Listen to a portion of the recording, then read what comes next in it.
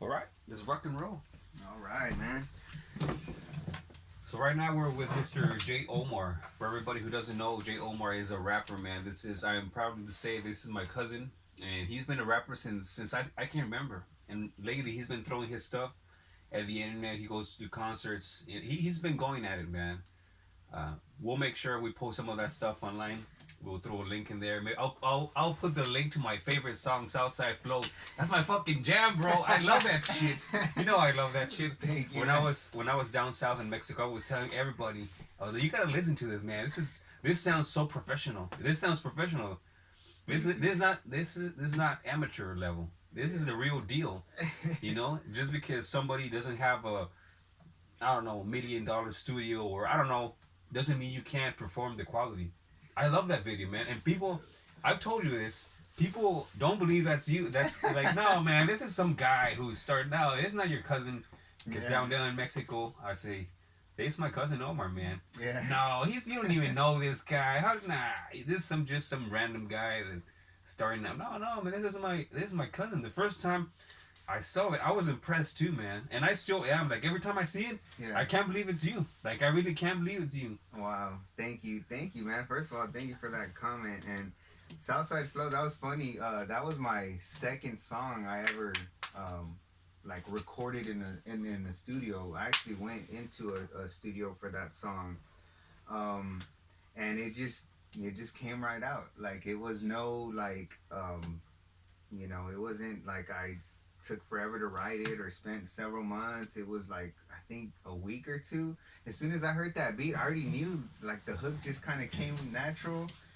Um, and then I knew that I wanted to rap like that kind of style, and yeah, I just went out, and it was a really good song. Yeah, I ended up liking it and had a lot of fun doing it too.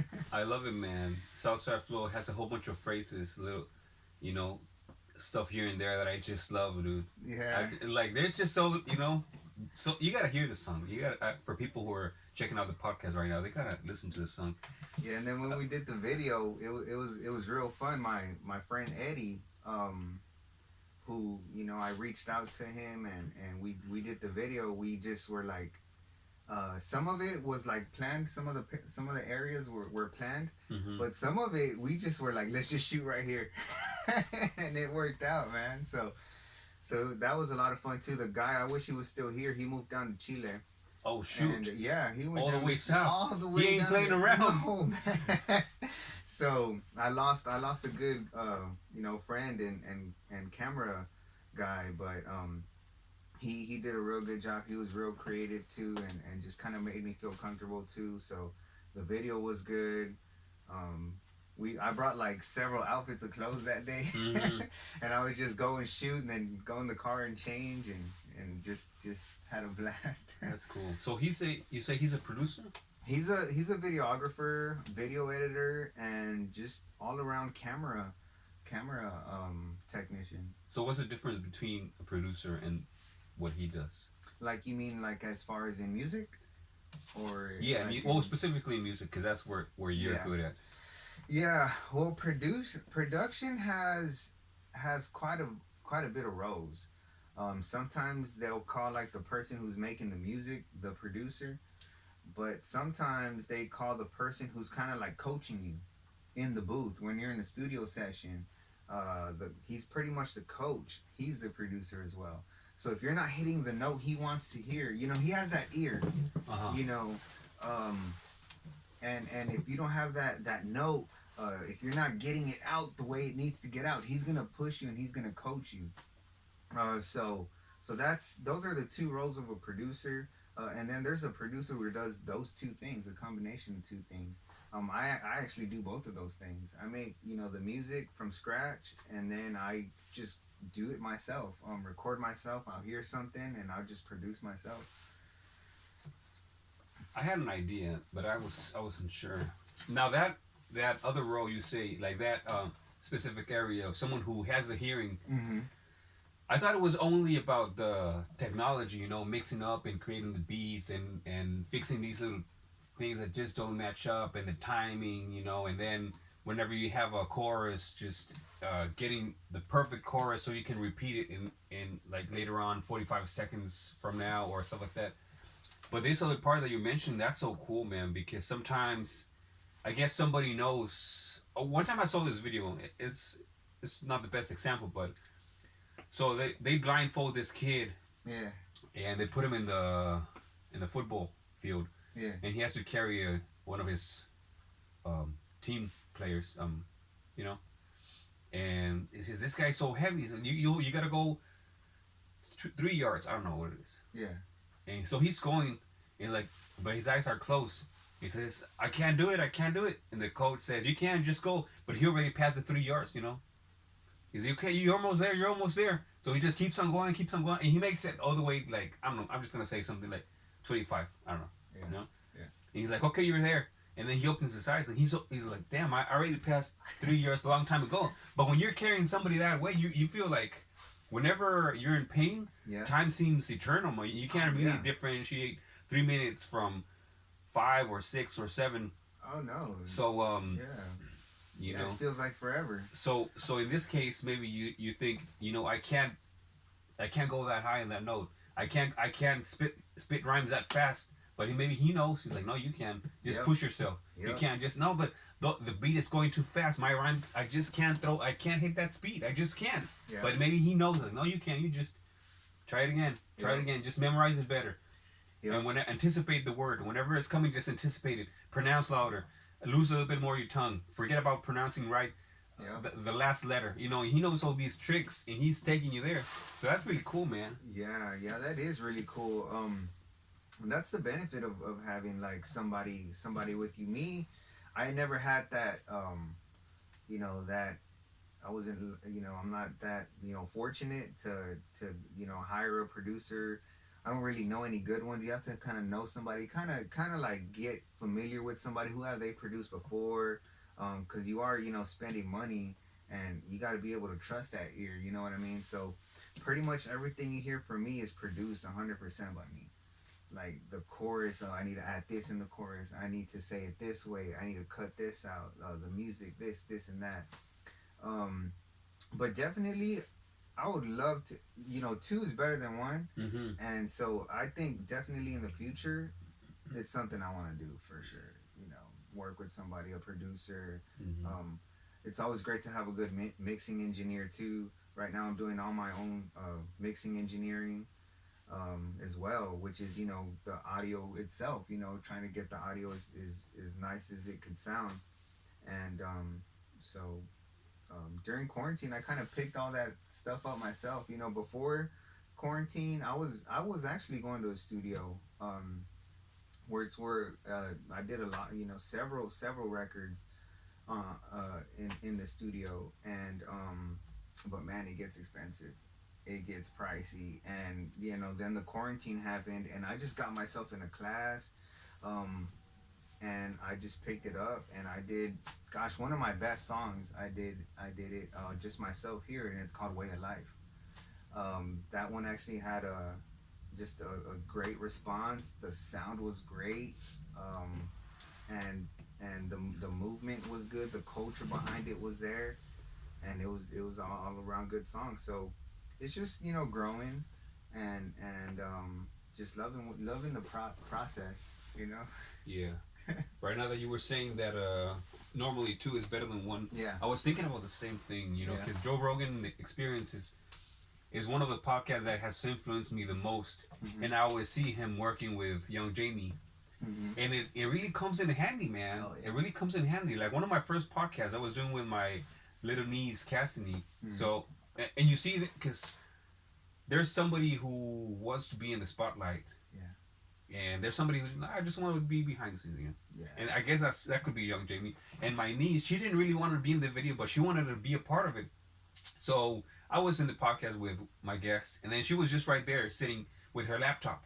And that comes in so handy because sometimes we're talking about things and we have a question, I wonder what it is about this. And then she'll be right there with the laptop and she's already looked it up. Oh, it says right here that this and this and that, And Yeah, that's or cool. what was that date? You remember? I wonder when Jay-Z dropped that Blueprint too. Mhm. Oh, I think it was a night. Oh no, I think it was No, it was this and that, and that makes sense because whenever that album came out, a lot of artists picked up that sound and felt pushed, felt motivated, and like it really Yeah. comes in handy. Oh yeah. At a It point, I really was does. thinking having myself like a little laptop here, for myself. Oh yeah. But I don't know, it kind of disrupts the communication, and it's like a little break. You're going at a conversation, it gets to the peak, like where you guys are having a blast. You're having a fucking conversation, talking about this and that and different. And then Yeah. suddenly, I'm over here with my laptop, and one time I was reading, well, I'll just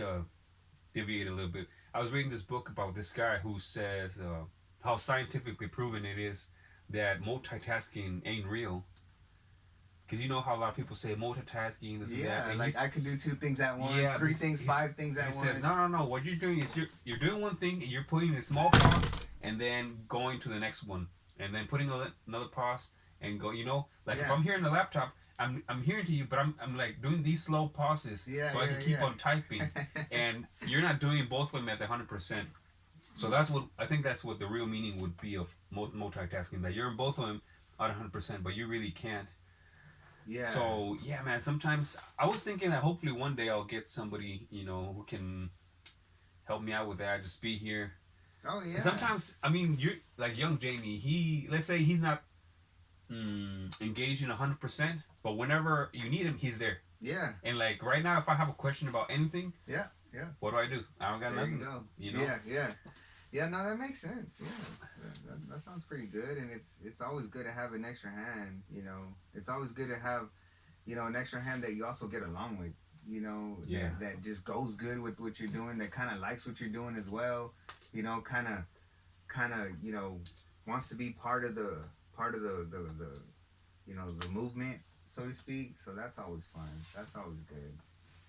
So heck yeah, man. A whole bunch of times when I hear songs and I hear a rapper having like that uh he's featuring like two other artists, Yeah. and I'm like, damn, being in the studio there, like sometimes he goes like, I don't even know how does it work, and like, hey, you want to participate in this song, like, but what do you want, like Yeah. you gotta tell them, what, I want the song to be about this, Yeah. Yeah. Yeah. and then you're kind of limiting him, and he has to be a cool person and say, nah, it's all right, I'll work around that. Yeah. I got a few things written down that are like in that same path. Or sometimes he'll just be there and like, hey, dude, what do you think about this? Yeah. And they're like, I don't know, let's try it. And then you try, nah, man, I'm not feeling it. Oh, shit, what about this? And then, they just love it. They dig it. And then sometimes, a whole bunch of times, you'll see that in a song, people, they just throw like random noises, like a rapper. Yeah. You Like, just, hey. no, like, yeah. Right. Like or they're just being silly, Yeah. like Yeah. they're just like saying nonsense, like Yeah, but you yeah, can yeah. tell that they're just being silly, Yeah. like they're just being like, oh, Yeah. like Yeah. the Yeah. B.O.B., you spit some beautiful, nice performed rhymes, and then suddenly the beat keeps on going and says, let's say that we're doing a recording right now, so my part already ended, and I just start talking. Damn, this water is so damn cold, man. I love it. And then we keep on with the song. And when you're an artist, you can do that. You can do whatever the fuck you want. Oh yeah. You're like, you know what? This is my song. I do whatever I want. Oh yeah, yeah. You could just definitely have the freedom, especially like, if you really just don't give a damn. Like, I like what Ice Cube said. He was like, dude, a lot of rappers, like, they're like stuck in a box, or they feel like they can't do this or say that because they're worried about what their fans say. I don't give a fuck. He does what he I love wants it. and everything. So I love that. that's a pretty awesome comment. Yeah, and like working with like people, like local artists. I haven't worked with too much local artists. I want to, but I have worked with this one cat. I actually met him at a local show. Mm-hmm. His name is B Rock and 10. Shout out Tony. And we did an awesome song called Going Hard.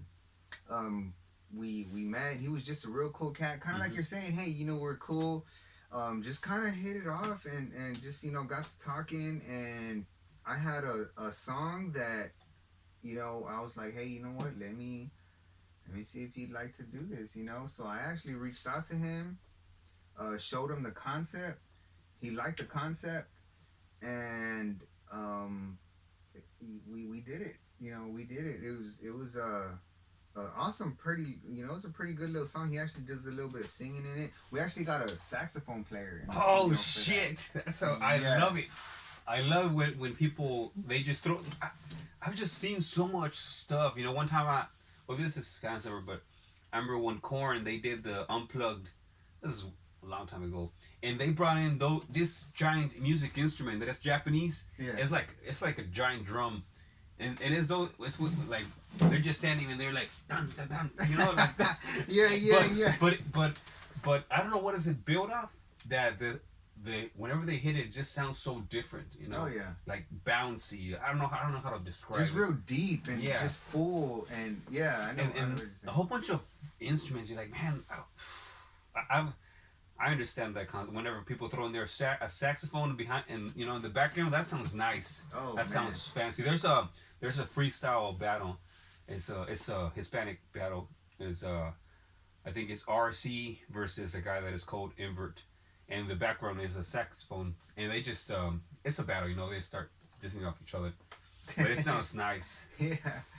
Yeah, man, that saxophone player opened it up real nice. He got in there, kind of opened it up for us, and he actually wanted to go through the whole song, Mm-hmm. but it's kind of too much. The You think? saxophone is a real loud instrument, especially like when you're rapping. Mm-hmm. So you gotta know me as the producer had.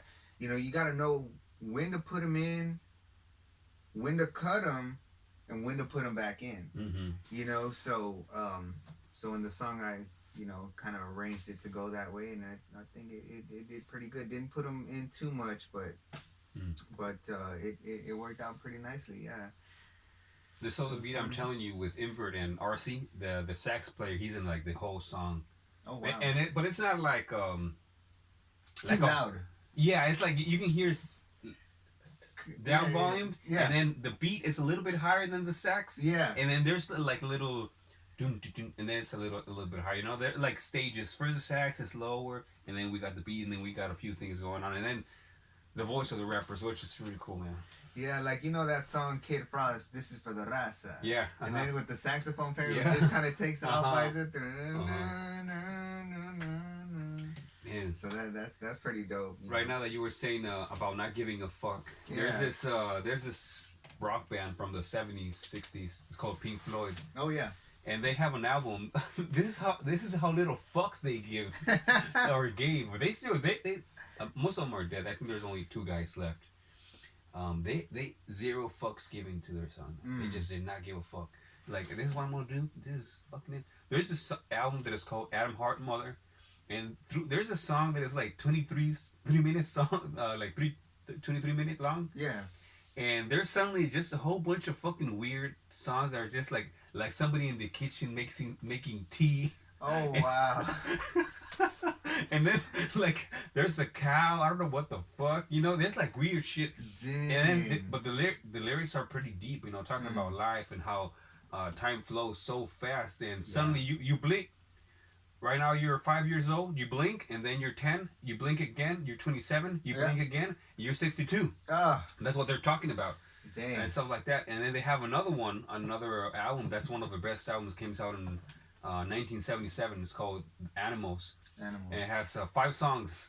The first song is called Pigs on the Wing, Part 1. Then they have, I think it's Dogs, Sheeps, Pigs, and Pigs on the Wing, Part 2. Wow. And the second, I'll show you a link to that song. It's called Dogs. You gotta check it out. It's like, I think it's 17 minutes long. Yeah. There's like the longest guitar solos ever. But they're Wow. pretty nice. They're not just stupid Yeah, random. yeah, They're yeah. pretty deep. They actually go. Yeah. And the lyrics it's pretty political, the album. I'm sorry. It talks a lot about society, how there's blue collar people, white collar, and then there's just assholes, and there's people who are just too soft for this society. And if Yeah. you're too soft, they will chew your ass out and Man, fuck you I up. know. They don't give a shit. You're driving slow. Get the fuck out of the road, you son of a bitch. Oh, You're dumb. yeah. What the fuck are you doing? What? Get back to your place. You don't know. You're terrible. No, I don't want that kid in my and kids in high school. No, this guy plays terrible. Get him the fuck out of here. Oh, yeah, it's Society is brutal. mean. Oh yeah. So yeah, it's brutal. in this song Dogs, they start with some guitar, like an acoustic guitar, and then you hear some dogs barking. So they have like a theory, it's like kind of a concept that dogs are more ongoing people, like more, they get stuff done. They're good people, like mostly good. They'll be mean if you push them out. Yeah. And sheep's, that's a sheep. They get pushed around. They get Oh told yeah. what to do. They never They're stand up for uh-huh. themselves. They're not Go getters. go getters. They're not Yeah. nothing like that. And then their other song is called Pigs, which is just like assholes who Oh don't give a man. fuck. They'll just Slobs. They'll yeah just yeah freaking just steal from you. yeah Fucking it's pigs. pigs. Literally. So I was like, damn, dude. And all the songs, they have noises of the animals in each of them. So Wow. one time I was in the house of one of my family members, and then we put a CD that's called the Sgt. Pepper's Lonely Hearts Club Band, one of the most influential albums throughout history, Mm-hmm. is from the Beatles. And then at the end of the song, they just make a whole bunch of sounds like animals crashing in like a circus. And Wow. then this person said, he was listening to the song, he says, I wonder who told him that was cool. And I was like, and at the moment I was thinking, it's art, you can't really say that Man. it's not art or it's a piece of shit, it's like people who really don't give a fuck, Oh, I'm gonna I know. It's like I'm gonna just put this out, and you know what? I don't give a damn. Mm-hmm. It's like whatever. Like my little song. I just did a little freestyle like 2 weeks ago, Uh-huh. and it has like a little cumbia. Does it? It's That's like a badass, man. It's like I a love little- that. It's like a little cumbia type beat, and I freaking just said I'm gonna rap over it. Uh-huh. You know. Hell yeah. I And- love it.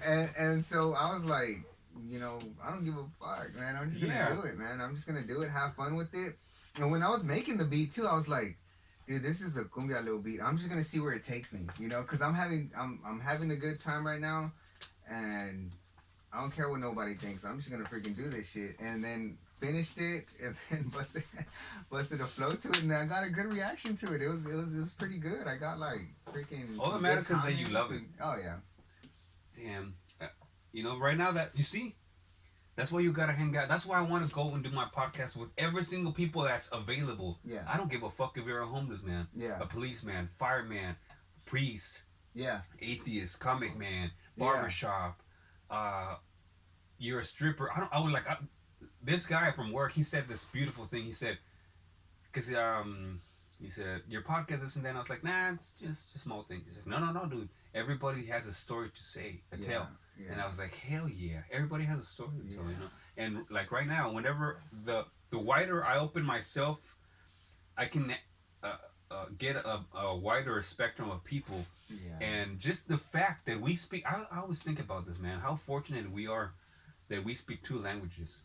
Yeah. Like it opens your mind to jokes that you will never get if you Only spoke one. Yeah, if you can't. There's some things you can't translate. Whenever people say, "What does chinga tu madre" mean? I'm like, I don't know. It's like they're saying "fuck your mother," that or something like that. I don't know. It doesn't like you can't really translate. It's not. it. Yeah, it's not like that. It It's doesn't not. It's not translate. fuck your mother. It's like. It's like It's like the- fuck yourself. Something. Yeah. It's not like. And actually, I was thinking, whenever you say somebody "fuck you," Yeah. you're like, what do you say? Like, what do you even like?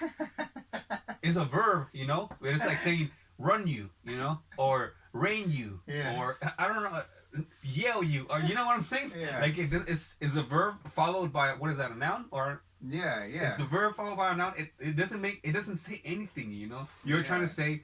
Like a complete sentence would be like, "Go fuck yourself." Then you have to say all of that. You can't just say "fuck you," but it then becomes so offensive. Anyway, Yeah. the point.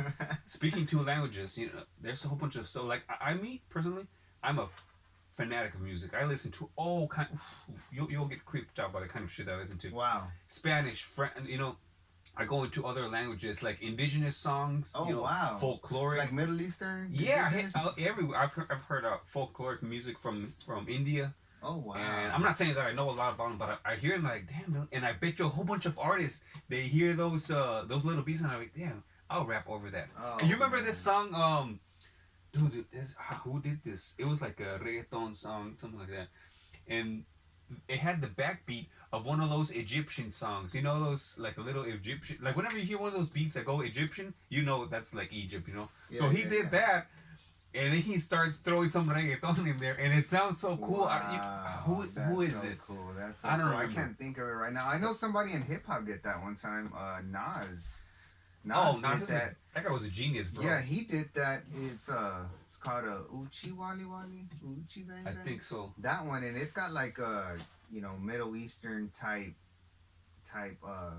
beat to it too. There's a new guy that just came out too.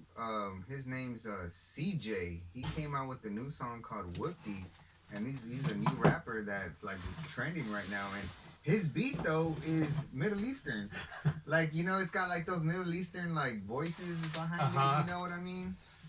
And yeah, that song did really good.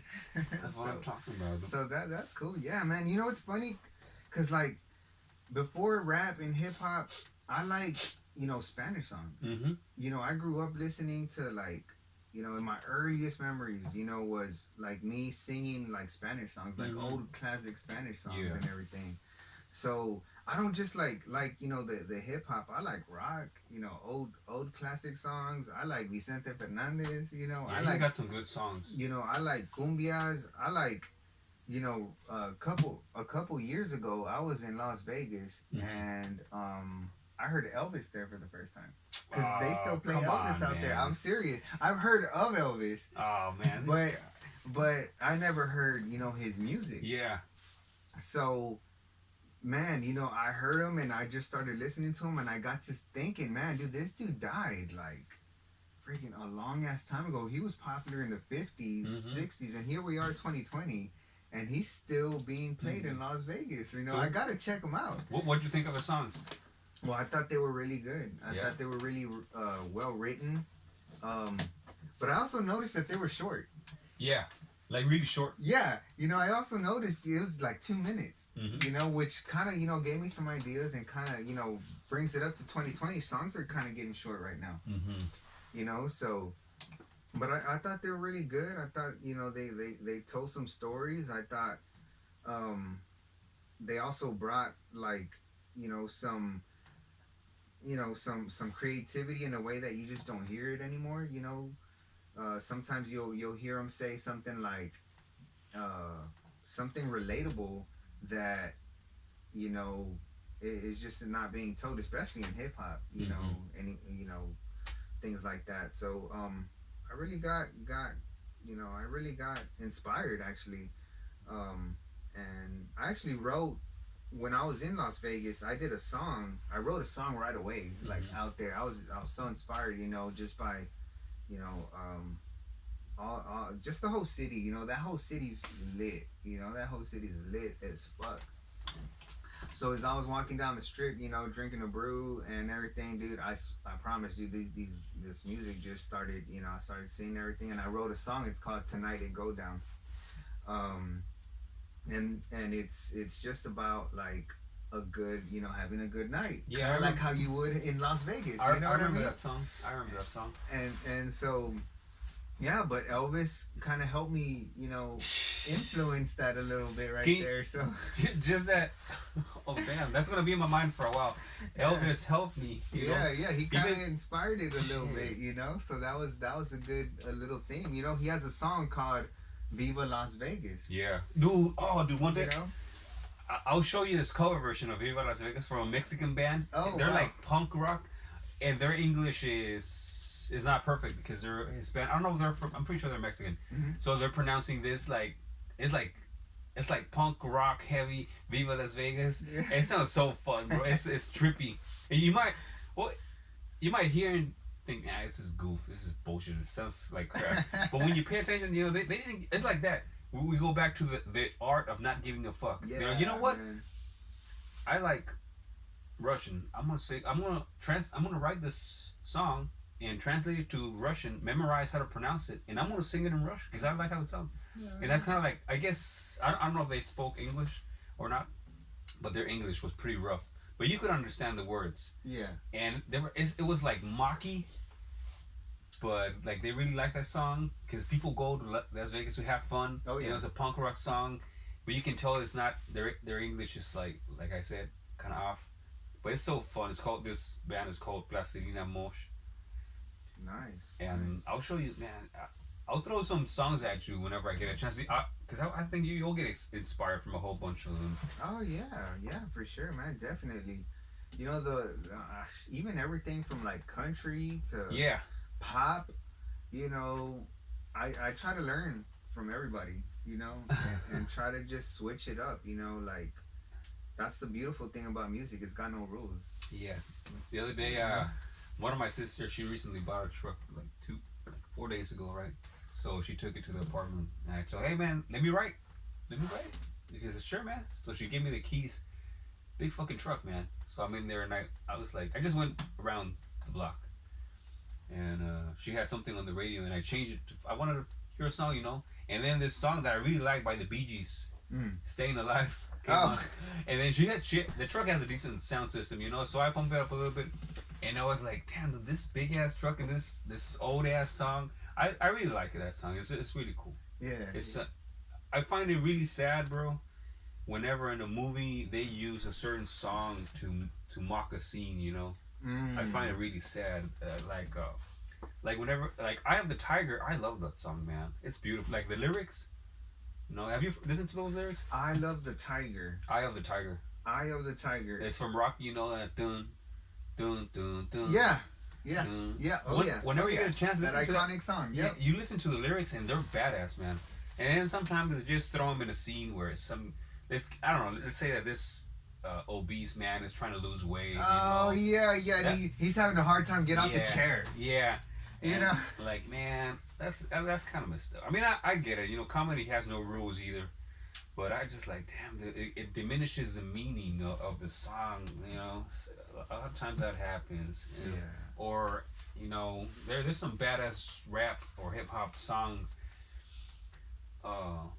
And they'll just throw them in some comedy movies in the background. You know what I'm talking about, right? Yeah. Oh, And yeah. I understand the point, but I mean personally, I don't dig it. I think it's like it deteriorates the meaning and all this. I love things happen, Yeah. and I think that's happened a lot with that song specifically, that "Staying Alive" from the Bee Gees. Because I think it's a great song, man. I think they were a great band whenever they were together. I know. You know, I didn't know, and this is nothing about, but I didn't know that they were, white guys from the 70s. You thought they were black? Yeah. A lot of people think they were black. You A know? lot of people. And you know what's kind of funny? There we go again. Back to the not giving a fuck. Nah. When you enter, because I want to guess that genre was like dominated a little bit by black people. Yeah, You know, it's yeah. like soul and R&B, and Disco and all disco. that. Yeah. You know, like you're in the wrong term, my friend. What do you know, it's not going to work out for you. Look at you. You're too pale. Yeah. It's not going to work out for you. You know what? I'm just going to give it a shot. Yeah. Because I've been training in the art of not giving a fuck. How about that? Uh-huh. So he And goes. it was a hit, man. Yeah. It blew up. I think they have a whole bunch of songs that are pretty badass. So the art of not giving a fuck, man. It's really good. There's You like TED Talks? Yes, I like TikToks. I don't make enough of them, unfortunately. No. But I like them, yeah. No. TED Talks. TED Talks. Yeah. TED Talk. No, I don't know what that is. Dude, I'll shoot you up with some of that stuff. So basically, TED is an organization, non-profit. Well, they have some profit, like they have like other organizations pitch in, So their idea is to promote knowledge for everybody, and they'll get a host, like somebody who knows a lot about a subject like genetics, and he'll go and give a speech, and people will pay for an entrance, and they'll give that video, but they explain it with words that everybody can understand, and they upload those videos to YouTube. They have their own web. Wow. And a whole bunch of subjects there. They digest the idea and they give it to you plain, as simple, as easy to understand. It's non-governmental. Wow. And so they do these things. And one time they took this guy who he had a small project. He's from Austin. And you know how in Austin they have this shit, keep Austin weird. Keep Austin weird, man. So this guy, he started like his own little game, He Yeah. started a game by himself. It's called he named it 100 Days of Rejection. I'll send you that video. That video is lit. So he's talking about how we are afraid of rejection. Like, Yeah. you see a hot girl, oh man, I think she's out of my league. Yeah. You see a badass job, like I don't think I'm qualified. Yo. You Yeah. see a car that's too expensive, I don't think I deserve the car. You know, stuff. You're afraid to. No, I don't think they're going to approve my credit. Well, credit is a little bit different because if you go at it, you'll have bad points to your credit, so it's a little bit different. But the point is that we're afraid of rejection. A lot of us are too scared to go out and do what we want to do. Yeah. So he had these little exercises. First of all, they're non-dangerous. They're not dangerous for you or for the other person. Yeah. They're not disrespectful. No. You're not going to disrespect yourself or the other person. Yeah. So he had these little challenges, right? Uh-huh. So number one was he went to a stranger and he said, "Excuse me, sir, could you have could you give me $100?" You know, and then when you think about it, you say, okay, why am I scared? I'm not being disrespectful. This is a simple question. I'm just going out boldly and asking you right now. Hey, you can say yes or no. Yeah, that's right. It's your freedom. You don't gotta get mad. You don't gotta get offended. Yeah. You know, and so he went at it. So, and then he has another one that's like funny. He goes to a person and says, "Excuse me, could I take a picture with you?" Yeah. So that's that. Then you can go to another place. You go to somebody and say, "Hey, I need your opinion on something." On a scale 1 to 10, but they have to be strangers. Mm-hmm. And you say, "Hey, on a scale 1 to 10, how good do I look?" And there's a whole bunch of stuff. Wow. And be bold, man. They're all healthy. Mm-hmm. You're not offending anybody. No. But you're setting up for rejection, dude. Most likely they'll say no. So this is what I did. So he had a little app. Mm-hmm.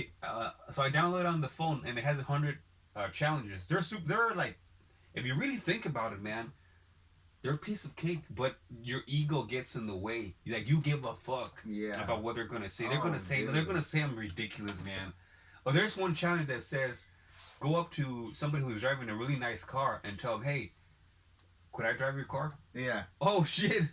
Wow. So That's crazy. I started doing them, but I said this, okay, I'm gonna do all of them, but I'm gonna do 10 times each one of them. I didn't finish, but I did a whole bunch of them. I got surprised a whole bunch of times, man. One time when I went out there and asked people for 100. Well, I was in Mexico. So I was asking for 100 pesos. But I added a few things. I'll be like, "Hello, sir. My name is Daniel. I want to ask you a question. I don't mean to disrespect you. You can say yes or no. I was wondering if you could give me 100 pesos." So a lot of people were laughing, like, "You're tripping. Get out of here." And some people were like, "Nah, man, I can't." Then just one guy's like, "What did it look like? Fucking rich guy or what?" That was it. So I already reached the 10, and I was heading home on the bus. Yeah. I went to a corner, and one guy that I asked previously, I asked him, "See me, sir?" Blah, blah, blah. He said, "No, man, I can't." So I'm going to a corner to wait for my bus, and I see a whole bunch of people there. Mm-hmm. So I go there, and then on the other corner, I guess the other guy went the other way, and he saw me from the other side of the street. Yeah. I go to his people and I say, "Excuse me, you know of a bus that goes towards blah blah already passed?" "Oh man, I'm sorry, we don't know. We're not from here." "Okay, that's right." And then I guess this guy saw me and he was like, "Damn, I guess I don't know." So listen to the story. So he comes over here and he sees me. He says, "Hey, I don't have 100, but I have a 50. I hope they can help. I hope it helps. I hope it helps." So he gave me a 50. Wow. So I just kept it in my wallet, and I put a little sign there. You know, Well, I wrote something that's significant for me. I said, I wrote in there, "It's just a piece of paper." Because it is a tool, but honestly, it's just a piece of paper, you know. So for me, and you just asked. Yeah. Oh, that's what. And you just asked. All you gotta do is ask. You know? So a whole bunch of, you know how people say, when you go at life, you gotta put your maximum effort. Yeah. But a whole bunch of times, not even that. You just gotta ask. You just gotta go and do it. Like I won't forget. Like my first show, man, was last year, and I went out and I was like, well, I want to perform. I want to get out there. You know, I want to get out there and shout out to Grindhouse 210, who Chachi, the promoter. You know, he allowed me to get in there, and so my first show, man, I won't forget my first show. It was crazy. First of all, I was nervous. Yeah, hell yeah. I was nervous, man. It started off to a bad night. You know, cause I invited some family in there and they got in a fight. You know, they freaking got in a fight and cops came and everything. So I thought it was gonna get canceled already. Most of the people left, and but the guy was like, no, you know what, the actual club didn't get shut down, so we'll still keep going. And Eddie, I had my video guy there with me. He recorded the whole thing. I have it on YouTube. That was my first time on there, and I gotta tell you, man, I was nervous. Like I was, but I just did it, and I was surprised on how it looked. Like, and all the feedback. It's like, dude, like you were, you did like better than mostly everybody there, man. Like you did good, and I was like, wow, really? And finally, when I saw myself, I was like, dude, it was all in my head. Shit. It was just all Damn in my it. head. Like, dude, I was fine. Like, all the symptoms I was having, you have your sweaty hands, It's like Eminem was saying, your hands are sweaty. You kind of feel like you want to throw up. You're going in front of a lot of people. You don't know what they're going to say, you know? All you know is that you want to do something, and you hope it you hope you give people a good time, and you hope you give somebody a good song to jam out to. Mm-hmm. That's the goal. And so all the nerves of that took place and take place, and you get the stomach, the sweaty hands, the mouth dry. I remember my mouth was dry, dude, and feeling like I don't know how I'm gonna get the next words out, and just that was like the initial breaking of the ice, so to speak. Because after that, I really did feel a lot. I felt really, really comfortable when I did a show last time. This year, it was around this year. Last year, it was in Houston. Shout out to Punton for inviting me to an awesome venue, man. It's Houston Underground, downtown Houston. That was so badass. That was like the biggest, in front of the audience. I had a big audience right there. It was his audience, but I opened up, and that was, I felt so comfortable. Like, you start getting used to it, and you just say, dude, I don't care. Like, I don't give a fuck. Like, I'm just going to go have a good time. Try to be, conscious of what I'm doing. Because you don't want to, like, be like, it's not like, don't get it twisted when we say, we don't give a fuck. Like, it's not like, like, I suck. I don't give a fuck. I'm going to go up there. Yeah. Like, no, like, Yeah. you want to, like, practice. You want to, rehearse. You Yeah. want to put in, things. You don't just want to, Like, it can be blunt. Like, yeah, I don't give a fuck. You don't want to say, I'm going to go to the stage. I don't give a fuck. No, like a healthy, you want to go and just like, you've done the work, you want to get out, and you got the criticism that is in your mind. That's what you don't want to give a fuck about. You've prepared, you've done the work, you you can do this, so just go out there. And so that was one of my just memorable moments, man, that I could think of just letting it go, being bold. We talked about just getting out there, being bold, and just doing it. So yeah, man, gotta just do it, and gotta just ask, just put yourself out there, and it's you'll be surprised of what you get. Yeah. So it makes so much sense what you get, man. Yeah, you just gotta ask. I'm trying to think about another one of the I didn't get to do all of them, but I was going at it pretty good, man. I was doing like one at a week, and the day that was challenge day, that's what I call it, challenge day. Normally Friday or Saturday, I would have a good time. And at the beginning, it would be kind of hard. Like the first people would be kind of hard, and then I get the hang of it. Yeah. Then I get kind of cocky, Yeah. And then you just go up and boldly ask. Yeah, dude. One time, so when I was doing pictures with strangers, you got to take a picture with a stranger. But I was doing it 10 times each. That one, I think I went like 15 or 20 pictures with it. So I was just, a whole bunch of people said no. But one time, man, it was fun, man. I'll show you the pictures. I got that shit too.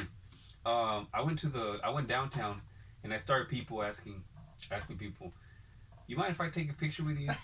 Sometimes people were like, why? Yeah. And then, but suddenly, and be like, no. And then one time I would approach this little group, like 4 people. Hey, you mind if I take a picture with you? Yeah, man, hell yeah. What do you want? You want this? There was like a little monument behind us. You want this monument to be? I was like, hell yeah, yeah, whatever, man. So we there taking a selfie, you know. Yeah. And then they had like in downtown, they had an exposition. They were exposing some painting or something, and there was this guy who was standing in front of one of them. He was reading the little whatever it was, the painter, the author, this and that date.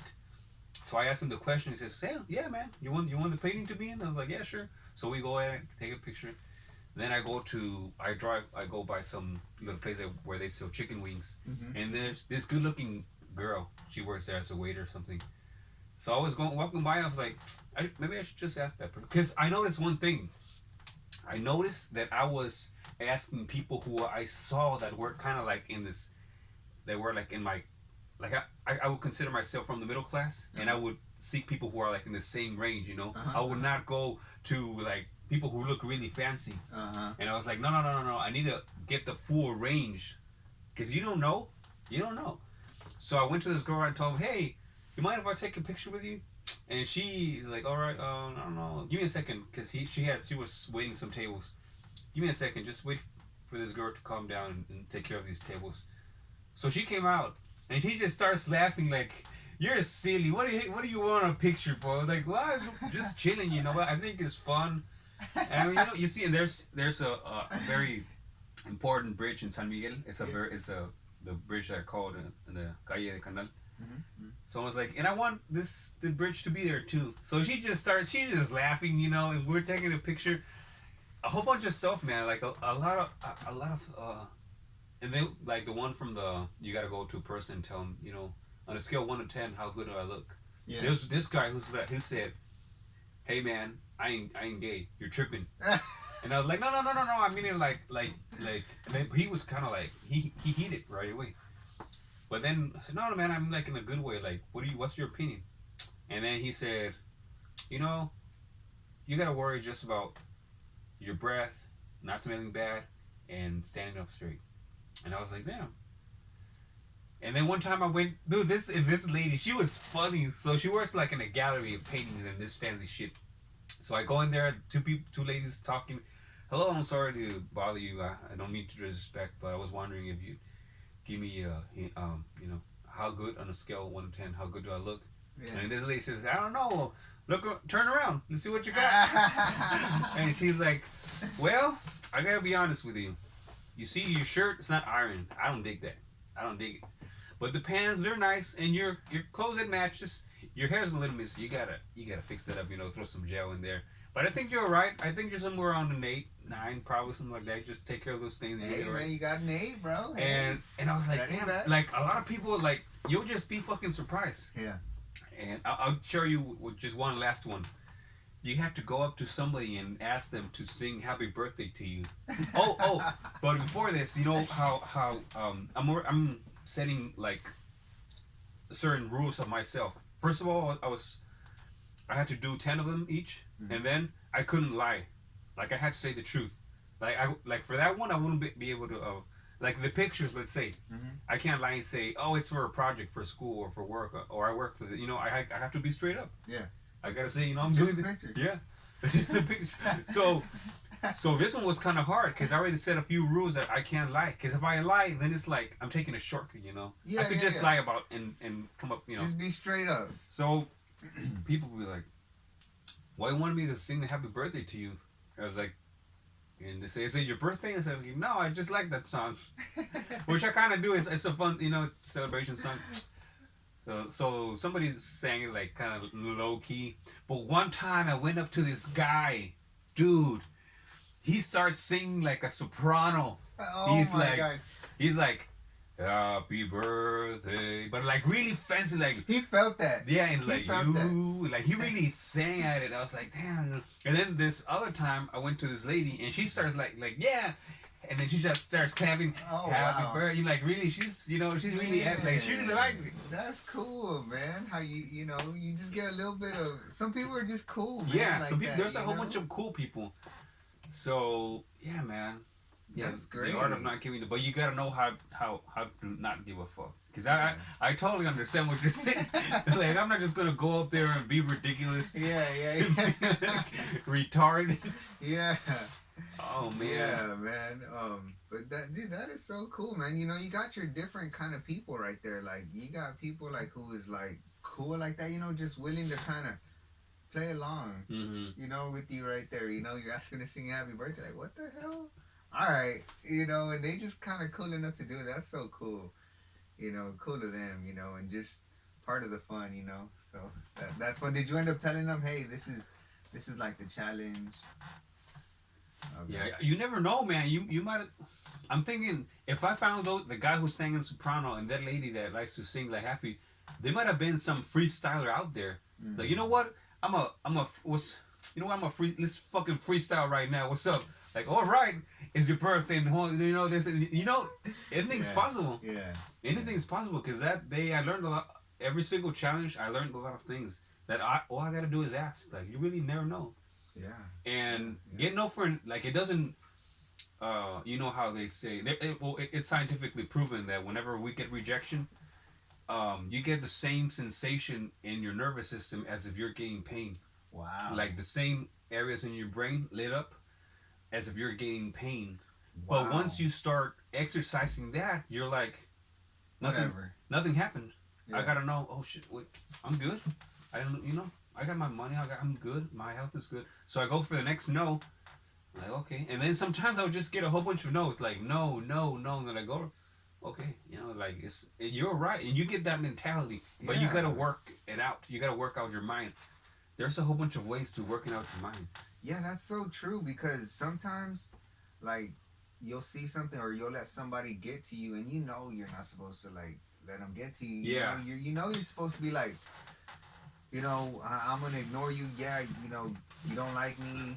You know this and that, and I'm supposed to not even pay attention to you. And you're right though, that takes a little bit of practice because for the most times that I get it right, there'll be that one or two times where, oh man, I screwed up. You know, I let it get to me. I let it get to me and things like that. And yeah, it's a practice, man. You gotta like just say nah. You know, get used to that rejection. And you know, I didn't know that it has like the same effect as pain, and I can see why. You know, because we all want to get, you know, we all want to be liked, you know. I know coming from music, I want everybody to freaking like my music, you know what I mean? I want everybody to jam out, you know. I want everybody to have a good time, but you know, shit, Drake has people who don't like him. Yeah. You know what I mean? It's just the way it is. So yeah, and I think he's already used to that, you know, used to the rejection part of it. And he's already got his mind in it, so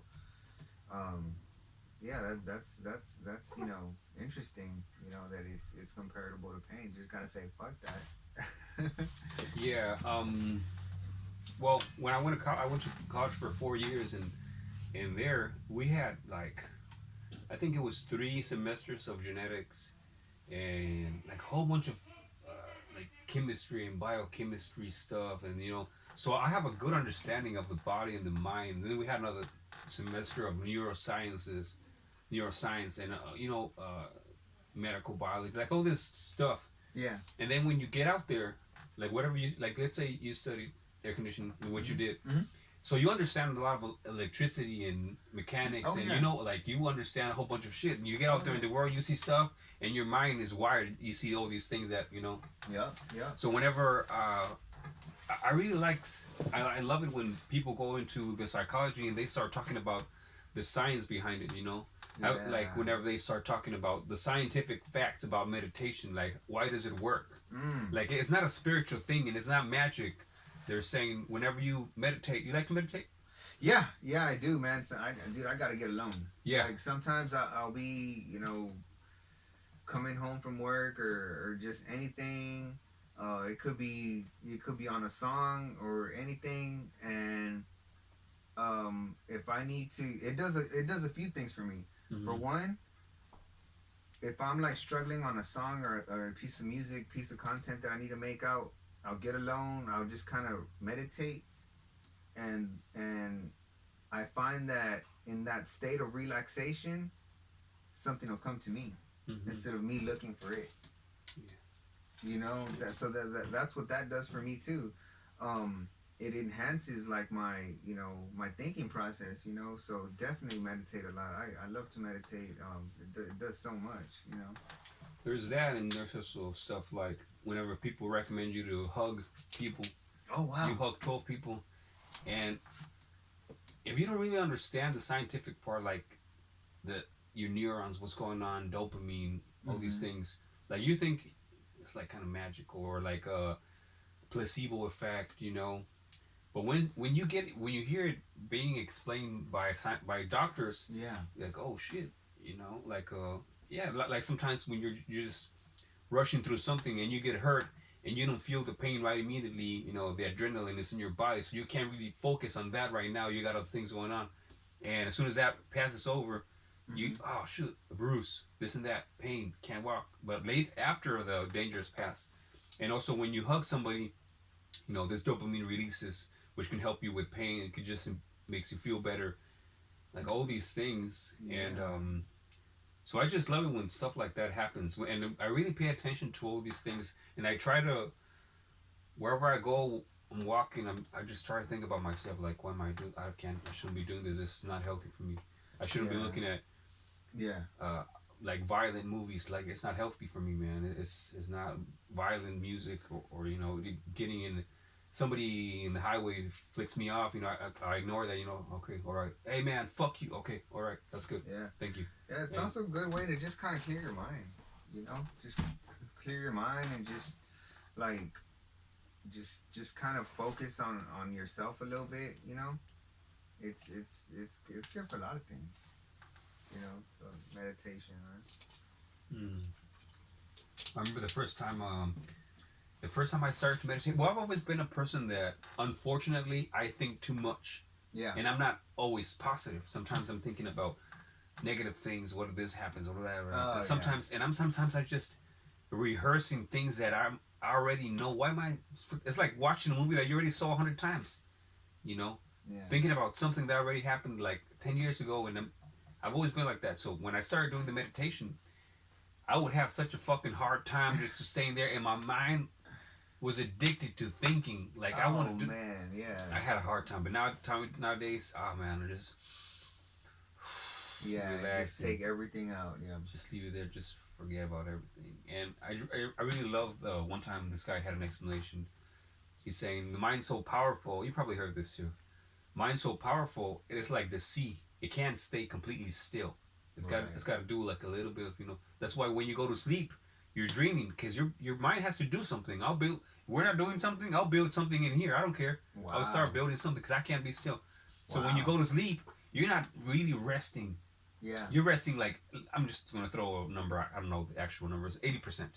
But when you meditate, you calm down your mind. You know what? We're gonna calm down. We're gonna chill out. We're gonna have some real relaxing, like some deep relaxing. You just calm down. I think it's good, man. You don't gotta think. You don't gotta process anything. You don't gotta remember anything. Fuck memories. Fuck later on. Fuck yesterday. Fuck pain. You know, just chill out. No, and then your mind is like another person. Like, no, no, no. But I want to do this and that. No, just calm down. It's so good. Just relax. Have some real relax for resting, for regenerating. You know, because sometimes stress. Have you ever had back pain or anything for stress in your neck or in your face? No, No, man. I can't say. I've had like sometimes when you're just so stressed up, like oh man, and I hear this from a whole bunch of people, Yeah. and then you do the research and you're like, yeah, man, because you're nervous, and then your muscles, Kind of tense up. yeah, Yeah. and they stay like that for a long time. It's tiring. It's tiring. Yeah. Yeah. I can see that, man. It's good to, and that meditation helps out with that. You know, definitely. So that's good. Yeah. That's good, man. That's So what's your next step for the? What do you got going on right now for the songs and all this good stuff? Well, right now I'm working on a new song. I don't know what it's gonna be called yet, and hopefully I get it out in the next 2 weeks. I like to write myself. Yeah. Sometimes I just like little stuff. Sometimes poetry, sometimes like novels. But then the title, right? It gets tricky. Like, man, what should I name it? Yeah. It Yeah. just Yeah. sometimes it seems like that can be the hardest part of a whole. Like, man, the title. Yeah, What it's should like, I? man, I don't Sometimes even I know. don't. Like it's already done. What am I gonna call it?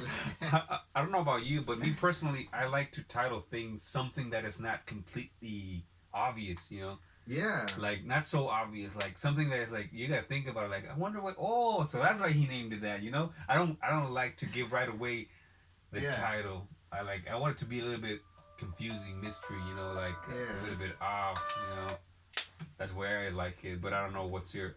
What do you think about that? Man, I think that's so cool because I gotta tell you, like a interesting song name Yeah. will just kind of make you want to listen to it. Yeah. You know what I mean?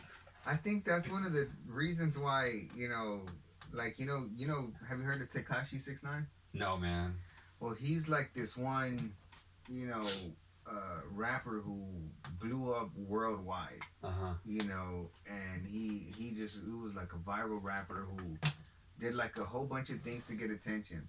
But one of the things he would do is he has this image where it's like he has long hair but it's colored every single color. It's like rainbow, and he's got his face tatted and everything. So he's okay, I know who you're talking about. he draws a lot of attention. Okay, yeah. But one of the things he does to his songs is he calls them like weird names. Like they have like nothing Fifi. to do. Yeah, They have nothing to do with this. Like he calls them like Fifi and like Gooba, and like I mean, look at all Waka, Waka. It's like Waka. It's like just all these like freaking weird songs. It's like wow, dude, and it kind of makes sense because now you're like, what's a what's a gooba? All right. So it kind of I never done that, with none of my songs. My songs are like, Way of Life, Wrecking Tracks, Southside Flow, just just regular, Yeah, but regular shit. I might just do that on this. No, I'm just kidding. You should try it. There's I don't know if you know 9 Inch Nails. Yeah. Well, they have a. I love that guy's Trent Reznor. I love that guy, man. He's a bad motherfucker. And last years he's changed a lot. I don't really love his music, but I know it's still good. But man, that guy's a genius. He's a goddamn musical genius. So he made an album that is called Ghosts, Okay. 1 through 4, but it's in Roman numbers, the I-V. Goes 1 through 4, and it's got 32 songs. So each part is eight tracks, and none of the songs have titles. They're just goes 1, goes 2, goes 3, goes 4, goes 5, all the way to 32. And he doesn't sing there. It's so instrumental. I'm gonna send you some of that song too, man. He And just some goes. some of us are so badass, man. Some of them are so fucking crazy. Like, what is this guy doing? Like, he just sounded like he was in the studio. He grabbed a whole bunch of cans, chains, and he just hanging there. And he got a bat and he started smashing them. And then he put a little beat in the back. But it makes sense. Like, I don't know if that. It's all going good together. Like, what the fuck? It sounds so fuck. Like, I've seen sometimes people who, instead of using like the sound of a metal barrel with a bat, and they just hit it, and they have a song, and then once in a while you hear that boom, and it sounds like getting creative with these weird noises.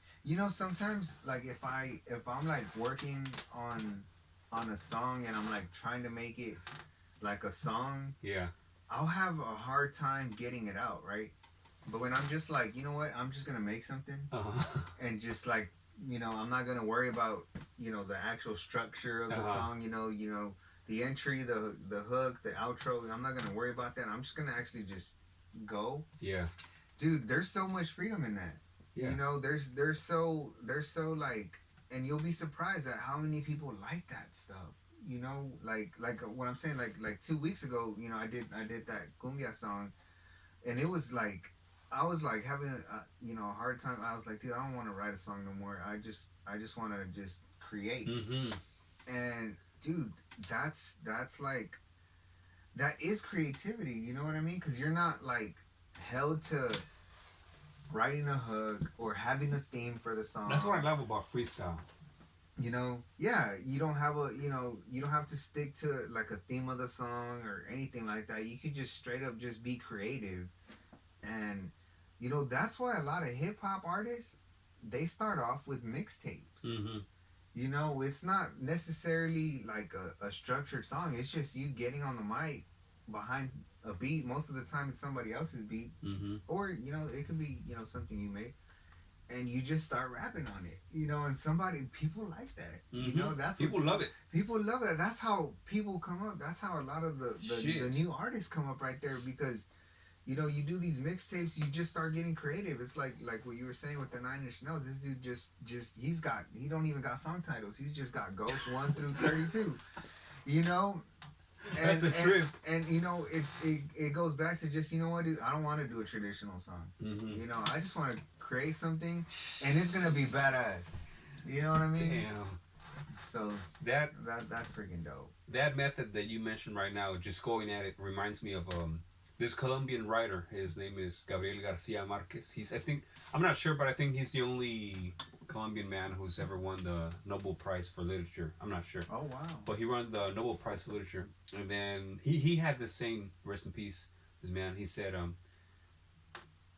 "Let inspiration find you working. You know, like whatever it is that you're doing. If inspiration is going to find you, like you don't want, sometimes you don't want to write because you don't feel inspired. Well, just start writing, and hopefully, and if inspiration, like personified, you know, comes and visits you, it'll find you writing, and then you're already there. You already got your pen out. Yeah. Because a whole bunch of times, I like comedy, stand-up comedy a lot. Yeah. And honestly, I've been thinking a lot about going in there and doing some stand-up, and I have a few jokes, man. I think they're pretty good. What's a joke? No, I can't do it. No, okay. But it's about having an experience and just getting the funny shit out of it, you know. And I have a whole bunch of plays where I put myself in a spot like, I'm a dumb fuck. I was a little kid and I was like, what the fuck am I doing? People just see me missing a shoe, full of mud, no shirt, like what the fuck, you know? And you just get the funny out of that. Oh my gosh, you know, people love like that dumb stuff, like in comedy, because it's so relatable. Like, how many of us have done that? You've been there. And you know, so he would say that let inspiration find you working at whatever it is. If you're a singer, just go try some falsettos. I don't even know what to say. Yeah. Throw some rhymes, whatever, and let inspiration find you working. You know, and that sounds cool. Like if you have a boss, whenever he comes back, you want him to see you. You know, you don't want him to see you slacking or taking a break. You want to say, oh, this guy, I left and this guy was working. I come back and he's still working. So let inspiration find you. Yeah. At work, let inspiration find your work. And I mean, I don't think it's a general rule. Sometimes you need to take a break. You know what? I need to take a break. Oh, yeah. I wanna get it. I just want to listen to some music and then I'll maybe get inspired. Oh yeah. For sure. I mean, there's different methods, but that's just one way of thinking. Yeah, that's a pretty good way. I know me, I do a little bit of everything. Mm-hmm. Like I'll do, you know, I'll just, like, if I can't think of anything, I'll start writing, or if I don't want to do that, I'll just listen to some music, and if I don't want to do that, then I'll just be quiet and just kind of meditate, and then you'll be surprised how when things just come to you, it's like, wow, dude, I just thought of this out of nowhere, like, holy smokes. You know, so that's pretty cool. Sometimes I'll literally be just, you know, taking a shower and a beat will just pop in my head, and then I will literally get out the shower. Shit. I would literally get out the shower, like for my last song, Heroes. I was in the shower. I thought of this little guitar right here. I stopped the shower, man, and I got my phone out and I hummed that little melody that I was thinking, so I didn't forget it. Yeah. You know? And so just, you know, it's funny when inspiration strikes, dude. Just be ready. Yeah. I've heard about this. You know, just sometimes you weren't. And one time, Joe Rogan was talking about he gets some funny bits. And he's somewhere, and people are talking to him. He's like, wait, hold on, just give me a second. I need to write this down. I need to find something. And they're like, no, wait, just be quiet. Just shut up. You know, just shut up. I need to write this down. Mm-hmm. And sometimes he says, I got to do that because a lot of times my memory, like I get distracted, and that was it. I have a vague idea what I was thinking about, but it's more about capturing the feeling. That's what's gonna get you good. Yeah, capturing that feeling, you know, because dude, you'll forget it. Yeah. You know, if you don't write it down, if you don't record it, you know, so you definitely want to just have, you know, always be kind of handy, so to speak. They used to say, you know, some people say, you know, I carry a piece of paper, dude. I just have my phone. That's pretty much it right there. Yeah. I'll record it. I got a notepad in there. Yeah, I think that's the smart move. You know, and just be ready to, you know. You know what else I was thinking about when we're talking about song titles? You know, there's so much shit that you can do. You know, Oh yeah. just with the title, just like getting fucking creative. There's this band that they had a good. Well, I'm not gonna. I can't, there's an album that I really liked about them. They're Arctic Monkeys. They had an album that is called "Whatever Arctic People Say I Am, That's What I'm Not." Mm. And they have this song that has a lot. Like if you have it in your iPod or your iPad, the title is so long that it doesn't even fit. That it has, Oh my and god. it's just something crazy like this is a song that I wrote when I was trying to find some creativity, but it just wouldn't strike. So I just went ahead and wrote this song anyway, not giving a fuck about what other people would think about it. And then you hear the Wow. song and like, it's a really good song, you know? Wow. Or just, you know, That's a good way to like bring attention to it too, because it's like, hey, did you hear that song? You know. I also love it when they have a. I remember when I was young, dude, and you. Man, I remember the old CD days. Remember that shit? Oh yeah. Man, I love that Oh, stuff. yeah. Going to the store and buying my. Oh man, this band just came out with a CD. Oh hell yeah! And I go in there, put it with my CD player in my ear. Oh yeah, hell yeah! I'm jamming. Oh, track 13 is this, and Yep. then they give you this badass surprise when they give you like a bonus song that's not on the list, and you're like, oh hell yeah! Because sometimes I would play the song. Like Korn did that one time. I think it was track 13 on Follow the Leader. Uh-huh. So the last song you're listening to, and then the end, you know, you just hear silence. But you see, it's still playing Yeah. and playing and playing and playing. So like a whole minute goes by, and then another song starts, Wow. and you're like, oh shit, that's cool.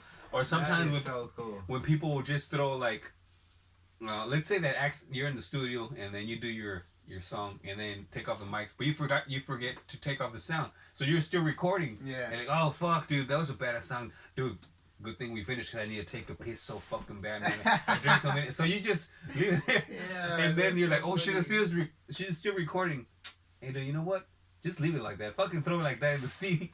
You know, that's I think. Yeah, that's cool, man. Or- It's these little imperfections, Yeah. because, dude, how many times have like you gone and focused on something to be perfect, you know, and you just end up, you know, spending so much time spending your wheels, and then it still looks like shit. You know, so it's like, Oh, dude, just shit. like have fun with it, just go with it, and then, you know, get creative, work on it, and, you know, those little imperfections kind of make it interesting, you know. Shit, we were talking about what we were doing in your next step, and I think I interrupted you. I don't know if we get into this. Yeah, no, man, I got a new song coming out, and I think it's called Like This and Like That. Made this beat a week ago, and I'm actually in the writing process right now of it. And I want to get this new song out hopefully before the show next month. Mm-hmm. Cause You want and it for the it's- show? Yeah. Oh man, I'm ready for this show. Dude. No, but you want to put the song in the Yeah, show? I want to get this song Okay. in this show. I want to get this song in this show. That'd be freaking awesome if I could do that. You know, I'm also gonna do that little cumbia song in the show. You should. Fuck We, it. what right now that we're talking about, I was thinking about some other stuff like traditional Japanese songs, and they have a little background like the harp, or I don't know what it is. Uh-huh. And then I'm just thinking if I were, you know, man, it starts off with some of that like little harp, and then you know, and then you start, you know, Yeah. and then find a way to mix it like the old days, you know, when you Oh, throw in yeah. some skit from the you know, I've seen a lot of people who bring that back alive. It's not so easy. Oh Because yeah. it's pretty, you know, 80s and 90s. Yeah. But whenever people do it, it's pretty cool. You know, in my song Way of Life, Yeah. I have in my studio, I have a little, you know, where it's a digital DJ, Uh-huh. you know, turntable, Yeah. right? And in that song, I freaking brought that shit back. Yeah. Yeah. I love that, man. I miss that You shit. know, I was like, you know, just like, when do you hear that now? Yeah, I love it. I miss Like, that stuff. you know? There are guys who are just so fucking good at it, man. There's this guy who is like that kind of guy who will bring a whole bunch of genres together. Yeah. His name is Jazz Monkey. He's a trip. Jazz Monkey. He's a goofball. You know, he makes funny songs. You know, he's not about making cool songs. He's about making funny songs. I'll send that shit to you too. That's So he does jazz, like kind of jazz and kind of like electro and funk and like some weird shit. Oh yeah. And there's some, you know, mixing stuff, and I'm like, damn, he took it to another level. It's like old school with new school, and some R&B and some jazz and some, what the fuck is it? It sounds nice, man. but you gotta understand it's goof, you know. Oh It's- yeah, it's it's not- it's like fun. Yeah, You know what I he mean? just- Because, dude, and you know sometimes like when people are making this like funny, goofy music, it attracts people because it's like it's not so serious. Yeah. You know, while you're over here trying to be serious about your music, somebody's kind of laughing. Yeah. You know, at their stuff. Wow, that's kind of bringing attention, and people like to laugh. You know, people like to have a good time on their music and things like that. So, it's a good, you know, it's a good it's a good sound. Mm-hmm. You know, it's a really good sound. So, yeah, I think I'll be, you know, hopefully done with this new song like in the next, like I said, 2 weeks. I'm really excited about it. It's a dope ass beat. And shit, dude, I hope I'm gonna try to invite all my friends, families over to the show, because you know when I perform, Yeah. it's gonna be like, you know, whoever gets, you know, the loudest. Basically, it's a competition. So if Yeah. you win this competition, you get prize money. Damn. So it's like $200. So, I mean, I want to get in there and hopefully we could turn that bitch up, man, and just, you know, win this shit. That'll be so freaking dope. So Damn. it's gonna be fun. You know, if you don't win, whatever, right? You Yeah. know, cause dude, I'm gonna be damn near with the whole damn city. The whole freaking San Antonio freaking artists is gonna be. There's gonna be over 20 artists there. Damn. So that's gonna be a packed freaking house. You know, it's not gonna be easy too.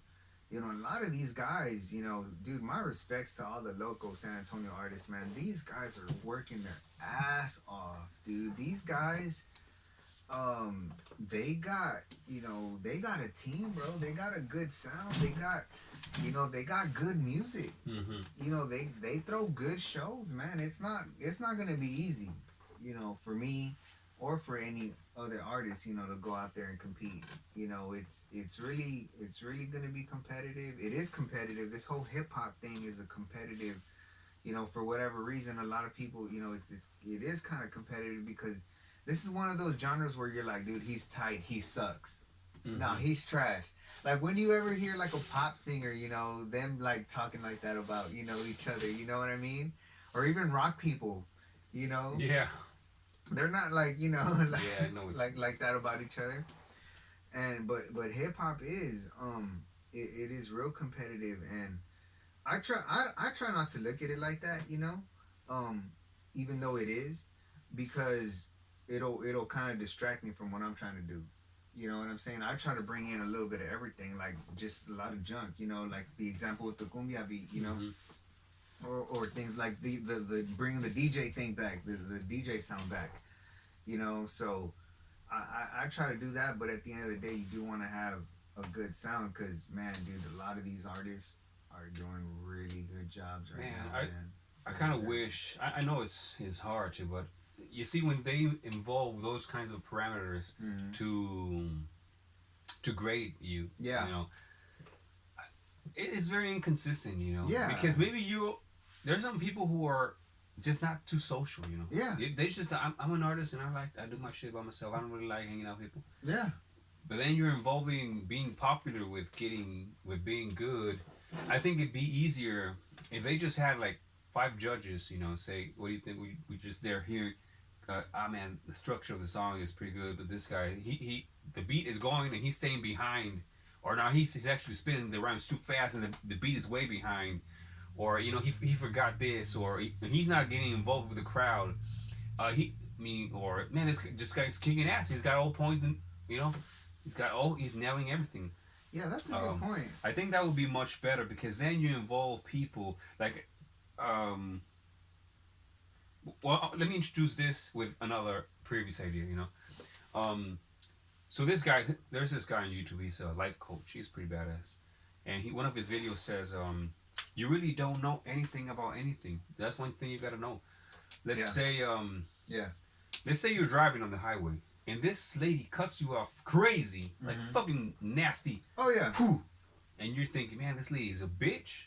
Now let's suppose that in the back seat of a car, that lady has her baby, 3-year old, can't breathe. She's rushing to the hospital. She's about to die. She got bitten by a snake, some shit, you don't know. Yeah. Now you gotta ask yourself, is that lady still a bitch? No. You know? You don't know. You don't fucking know. Like, you don't know anything. I go to work, and I like to talk to everybody. Yeah. But there are some people who are not talkative. Oh, They just, yeah. and I think about, and I try to consider a whole bunch of stuff, man. Maybe he had a rough childhood. Maybe maybe he's, how do I know he's not autistic? I know autistic people have a hard fucking time engaging in conversations, you know. When I was little, I was so fucking shy and scared of the world. I didn't want to talk. I was like a scared little kid. I was like, damn, no, I don't want to play with kids. You know, how do you know that, man, God forbid that he wasn't molested or some shit, you know? That, all these nasty shit. How do you know his parents weren't murdered in front of his eyes and he's just scared of life? Yeah. Like, how do you know? Yeah, and here comes this like friendly ass guy wanting to talk to him right now, and it's like, yeah. How do you know he's not deaf? There's a guy at my work. He can't hear. He's a cool guy, but you know he can't really. You know, he can write, you know, but no, most of the time he's just quiet because he can't hear. Yeah. But how do you know? How do you know he's not deaf? How do you know he's not mute? You really don't know. Yeah. Now, one time, I'll give you 2 examples. Man, I already lost track. Where the fuck was I going? Anyway, I'll finish up. Maybe I can get back to it. Not knowing what you mean. One time, right? I went partying out with this person. You know. Then we get home, drunk, wasted, Yeah. deadbeat. Next morning, this is in Mexico. Some homeless drunk guy. In the morning, I woke up and I'm eating some stuff. Knocks on the door. This drunk ass old homeless guy knocking on the door and just yelling a whole bunch of nonsense. Oh my god. And I'm like, hey, no, get out of here, bro. Get out of here. Get out of here. And then my sister comes out and she said, who was that? I was like, nah, some drunk guy. He was asleep. He was really fucking drunk out of his mind. And so out comes my homie, the guy who I went partying last night, and he's like, he was or we were, you know? You know what I'm saying? Like, he thought that I was talking about him. Oh. He's like, she said, who was that? I don't know, man. He was drunk out of his mind. And then he comes out like, oh, I was and you weren't? Something like that. Oh, yeah. And I'm like, no. What I mean is that some guys, come on, man, don't give me that bullshit. Like, who's gonna believe, you know, the perfect fucking timing. He's like, no, dude, there was a fucking homeless guy. Like, no, dude, fuck you. You know? Hey, that happens a lot. You Yeah, know? like you don't know. You just never know. You don't know shit. And that's one thing I've tried to tell myself. You don't know anything about a certain situation until you know everything about that situation. You don't know what people. I could kill somebody for different reasons. You could kill somebody, and I'll kill somebody. Maybe you kill somebody because you're pissed. I killed somebody accidentally because I was scared. Yeah. Like I accidentally. Yeah. Like you just hear, that guy killed somebody. Yeah, but did he do it on purpose? Was it an accident? Did he really, like, he was getting in a fight? Was he right? Like how did this happen? Like the whole situation. Now there's another movie. It's about this guy who has mental problems. He's like a Forrest Gump, but he's a good guy. So he's there. He asks this girl out, and he's driving this car. They hit this giant moose. That stuff messed up his car. Oh. You know, but in his mind he's kind of messed up. You know. So the moose is they're like just like dying, you know, it's already dying. So he thinks he's hearing the moose talk to him, Yeah. and saying, "Please kill me, I'm just suffering." Yeah. So he pulls out a knife and he cuts the moose's throat. And then the girl gets freaked out, like, "What the fuck are you doing, you fucking psycho?" And it's like, no, the moose is talking to me. It's saying that he's suffering, which in a certain way he is, you know. Right. So they're in the middle of the forest in a road, and she starts running into the forest. Yeah. And he goes after her with a knife. She's like, "No, wait, let me explain to you this and that. No, get away from me, you crazy bastard, this and that." Yeah. She trips. He falls on top of her, stabs her, and she dies. Oh. Now, let's imagine that you're in the forest, like far away, and you see that. All you're seeing is some crazy motherfucker chasing a girl, She falls down. He stabs her. That's all you saw. But you didn't. You know what I'm saying? Like you don't see the whole picture. Oh yeah. So you really don't know, man. Oh man. I like to say you don't know anything about a situation until you know everything. Oh man. Because a whole bunch of times, this is just my bad luck, where I'm just fucking clueless sometimes, and I end up in situations I'm like, man, that totally looks like me. I'm just being a dick. One time I was little, and then this house, there's a kitchen. We're in the kitchen. There's a long hallway. They're knocking the door, but I didn't hear. And this lady says, "Hey, could you open the door?" But I heard she said, "Are they knocking on the door?" So I get out there, stick my head in the hallway, look at the door, waiting if they're gonna knock again. I'm like, no. Look at her, get in her face and say no. And she's singing. She just looks at me, gets out of the kitchen, goes and opens the door. And we're like, oh, so she was asking me if I could go and open the door, and now I look like an asshole. You know what I'm saying? Yeah. So, Yeah. and from there on, I lost this friendship with that lady. Like, she's just thinking, I'm a punk ass kid, piece of shit. That was a jerk move. Yeah, yeah, yeah. Like, you That's really crazy. never know. I don't even know why I was talking about this Yeah, anymore. no, that's true though. It's like communication is like everything. Mm-hmm. Like it goes back to like just knowing how to communicate and um, if you can communicate with somebody and practice that, dude, you really do got it made. Because you have a big advantage on getting across through people. I know that's one of the things I want to do, like in music. Mm-hmm. Just communicate something relatable, communicate something where like I got an awesome comment that said, "Man, I feel you, homie." Like dude, that is, like that's the kind of stuff you wanna go like, communicate something, that somebody understands. And I think that's what I love about music, that you don't get you get little bits and pieces of something that means so much in your mind. Mm-hmm. You know what I mean? You get your story from this one piece of lyric. This one word that he said talks about a whole subject. You know, I think Tupac said, Brenda got a baby. She doesn't know if she's gonna, you know, keep it or if she's gonna leave it. Mm-hmm. You know, well, that one line right there talks about, you know, it's so much. It's, a teenage girl. It's, I'm too young to do it. It's I Possible don't have, abortion. yeah, it's I don't even know who the dad. There's like so many Poverty. things. Yeah, there's a lot of things that Fear, go into bro. that. Yeah, fear. I'm afraid. You see, so that one line right there, just communicates a whole story about them. That's what I love about the music. That's why people like music. Mm-hmm. They connect with somebody who's speaking this, through their eyes, and it just becomes relatable. It becomes a way of life. It becomes a part. It becomes a part of how they look sometimes. Um, and it influences a lot of the culture. A few lines, a few things here and there. And dude, that's what I love about music. That's what I love about the communication part of it. Getting you know through to people, reaching people. And you know it's that's so awesome. Mm-hmm. A lot of cool things about music too is actually the like one of my favorite genres is cumbia. Yeah, it's fun. It's cumbia. I love what they do with the accordions, Yeah. with the Oh strings, shit. with the drums, you know, with all the dancing culture that's involved in it. I love all that,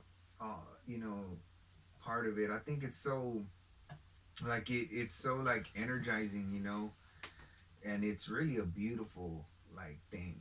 you know, Yeah. you hear that and it's like, wow, dude, like, man, look at how he's doing that with that accordion. Look at this, how everything's all moving together. Everything's just flowing together. And he don't even need to say much. Mm-hmm. You know, the music's doing all the talking. You know, he's saying a few things here and there. Yeah. You know, and then yeah, the Shit. music will drop, and you know, then he'll start, you know, singing and everything.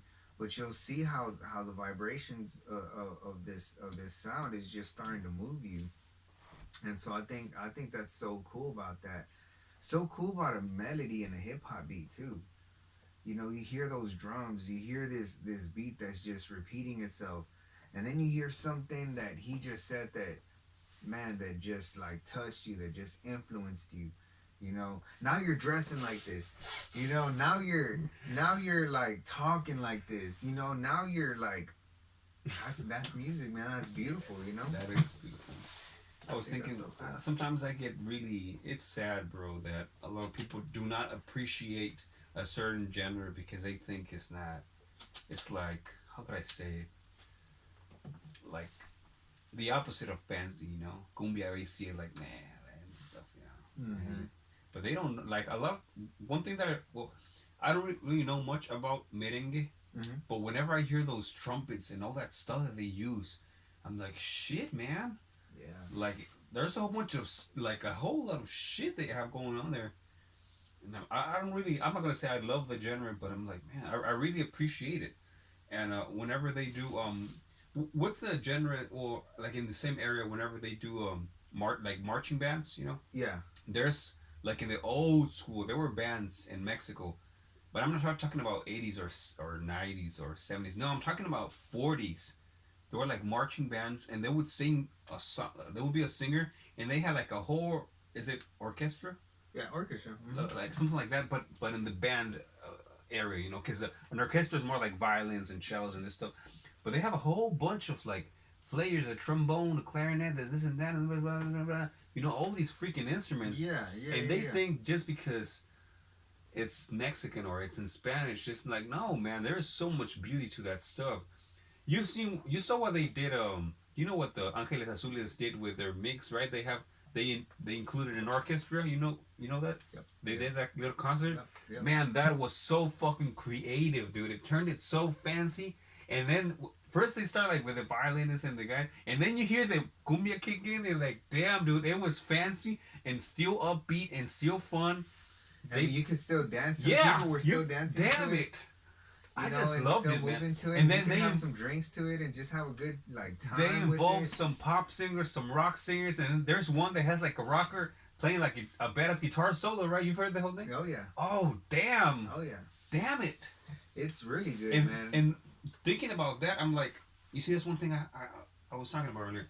When you speak two languages, you open your world to a whole bunch of shit. Yeah. Now I'm wondering what other shit we're missing out because we don't live in that country. I bet you there's something like that with some other band that is very important to a certain country that they mixed it with another genre and they did a concert, similar concert, but we don't know anything about that because we don't, because you can only Yeah. see, yeah. hear so much. You're missing so much. Woo! It's a whole fucking world. You know, I one of my on Instagram I connected with the guy from Pakistan. Oh shit. He does he started to do my like album cover. So he did like the album cover for Heroes for me and everything. And then he did like a little like a video for me, like with the car in it, kind of flowing through the buildings for me. So he did that. Now, one of the things, like, when we were working on this, he doesn't know what, like, you know, I was trying to tell him, hey, you know, this is the kind of thing I want. You know, I kind of want, like, you know, this kind of car right here. Try to, you know, put in, like, a little bit of, you know, kind of like, you know, Mexican culture in there, you know, look in there, try whatever, and so he's not familiar with that, you know, so he had to like, you know, he had to like look it up, and he's like, what do you mean, like, you know, this and that, and I'm like, man, just look at like, you know, LA culture. That's the best thing I could like, describe, you know, that's like Mexican. And so he had to look it up and find the cars and this and that, And so yeah, dude, and in reverse, I wonder what's trending on his side of the world that I don't know about. God damn. You know what I I mean? gotta tell you, there's a Japanese artist. She met the like the the LA culture, you know, Mhm. and she loved it.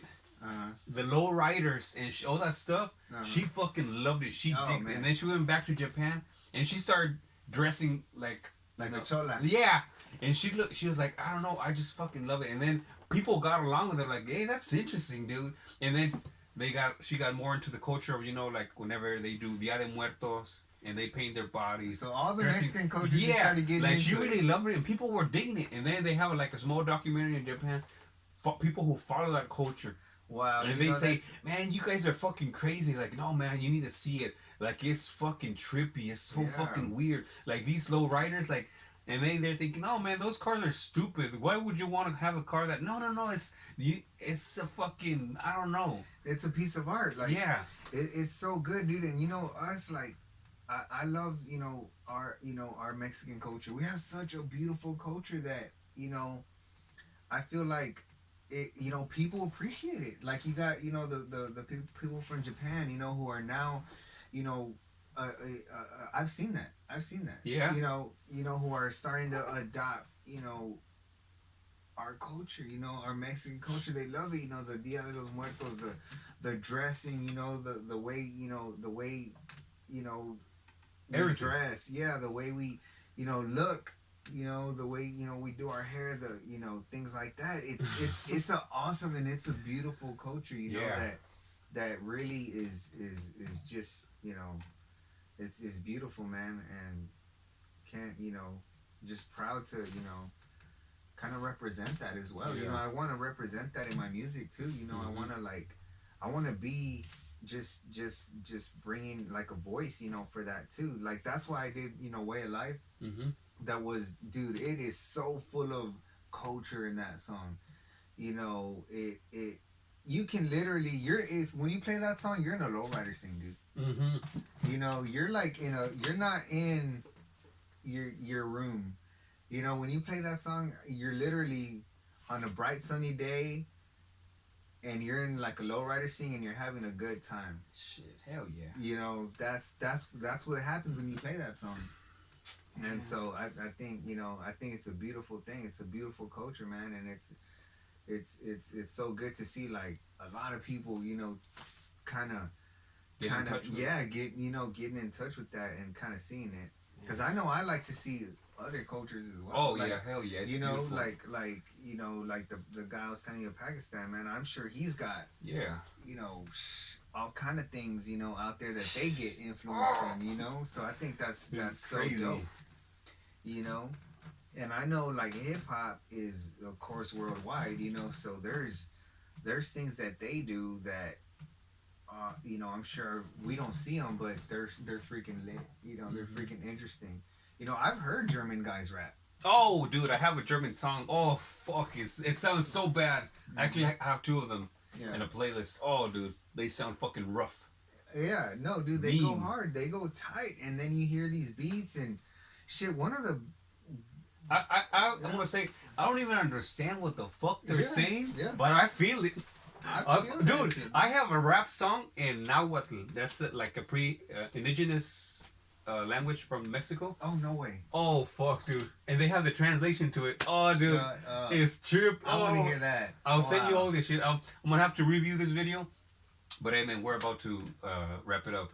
Okay. But I'll review this fucking video so I can give you feedback. I think it'll help you a lot for your music. And just, so you get a peace of mind. That's one of the reasons why I do podcasts, because I get to know somebody else. Oh, yeah. Because I was thinking, and maybe people get tired of me saying this in the podcast, but nowadays you don't get to really have a deep conversation with somebody. Like when I do a podcast, it's several things. One of them, I'm going to set aside time to talk to somebody. Yeah. I'm going to set aside time, 2 hours. We're going to talk to somebody. We'll just have a fucking conversation wherever it flows, Start talking about whatever, end up, we're talking about culture and stuff. That's one thing. And having real human touch, like a long conversation. Because sometimes you'll have small conversation at your house, small conversation at work, Yeah. a little text, a little audio, Yeah. but nothing like a long fucking conversation. Like, let's go at it. It's good for everybody. Oh It's yeah. therapeutic, and Oh then you yeah. get to know the other person, point of views. You get feedback. You get recommendations. You get songs, books. I mean, it goes fucking. But Yeah.